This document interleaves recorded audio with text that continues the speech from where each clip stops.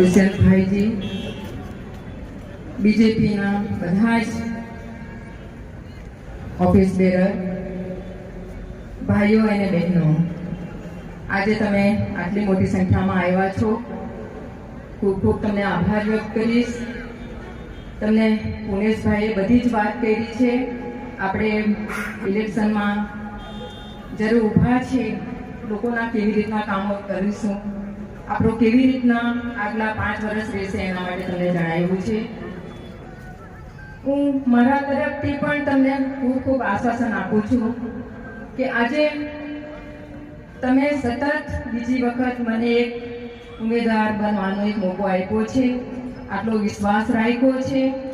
આ વિશ્વાસને હું ખરી ઉતરીશ. જે તમે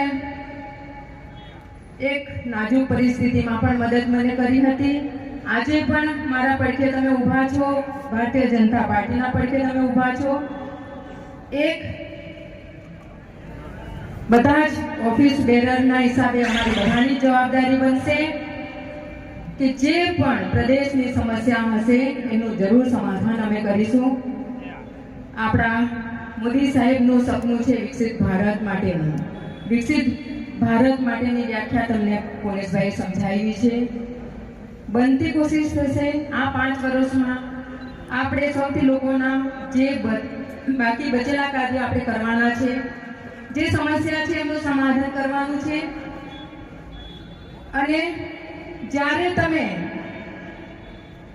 પ્રદેશના વિકાસ માટે, જનતાના વિકાસ માટે એક મંચ પર આપણે બધા જ આવ્યા છે. તમારી પણ જવાબદારી છે કે 25 દિવસ મહેનત કરવાની છે. અમારી બધાની જવાબદારી રહેશે 5 વર્ષ તમારા પડખે રહેવાનું, તમારી સામે રહેવાનું, હર વખત તમારી સામે અમે રહીશું. અને આજે આપણે આટલી ગરમી છે, આ સ્થિતિમાં પણ તમે આ મોટી સંખ્યામાં આવ્યા છો. એક વાર ખૂબ ખૂબ તમને આભાર વ્યક્ત કરીશ. હરેક સમાજના અહીં તમે આવ્યા છો.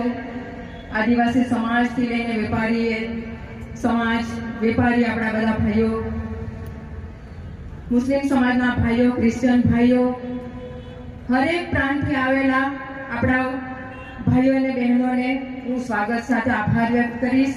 આ 25 દિવસ બધા જ મહેનત કરી લેજો. આપણા નરેન્દ્રભાઈ મોદીજીએ બહુ વિશ્વાસ રાખ્યો છે, આ પ્રદેશની જનતા પર વિશ્વાસ રાખ્યો છે, મારા પર વિશ્વાસ રાખ્યો છે. એને ખરું ઉતરવાનું કામ બધું આપણા છે. આપણે બધાએ મહેનત કરવી પડશે, ખૂબ જ મહેનત કરવી પડશે. જે પણ કંઈક નારાજગી હોય એ ભૂલીને મહેનત કરવાનું છે.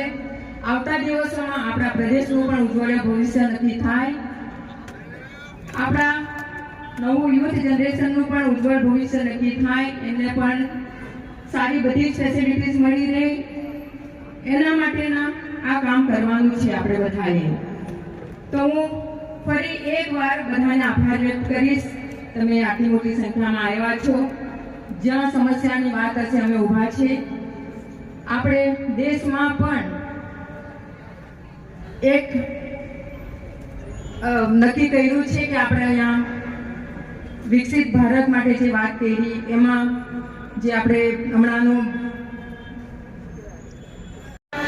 દાદરા નગર હવેલી ખૂબ આગળ વધે, જે પ્રદેશ આપણો હતો એનાથી ઘણો આગળ જાય એવી આશા સાથે બધાને ખૂબ ખૂબ આભાર વ્યક્ત કરીશ. તમે મારા પર વિશ્વાસ રાખ્યો છે. આ જ વિશ્વાસ તમે 25 દિવસ સુધી ટકાવી રાખજો. બાકી તો તમને ખબર છે, આ ડેલકર પરિવાર કોઈ દિવસ તમારા કામ માટે અમે પાછળ નહીં હટીશું. જે મોહનભાઈએ કામ કર્યા છે એ જ દિશામાં અમે પણ કામ કરશું. અમારી પણ બધાની જવાબદારી છે. માટે એકવાર ખૂબ ખૂબ બધાને આભાર વ્યક્ત કરીશ કે આવતા દિવસોમાં આપણે બધા મળીને પ્રદેશનું ઉજ્જવળ ભવિષ્ય નક્કી કરવાનું છે, પ્રદેશના લોકો માટે કામ કરવાનું છે. બધાને એકવાર ખૂબ ખૂબ આભાર વ્યક્ત કરીશ. બધા જ ઓફિસ બેનરના આપણા પુનેશભાઈથી લઈને દુષ્યંતભાઈથી લઈને નટુભાઈ, રાકેશભાઈથી લઈને બધા જ મહામંત્રી દિપેશભાઈથી લઈને આભાર વ્યક્ત કરું છું. એકવાર બધાને ખૂબ ખૂબ ધન્યવાદ. જય હિન્દ, જય દાદરા નગર હવેલી, ભારત માતા કી જય.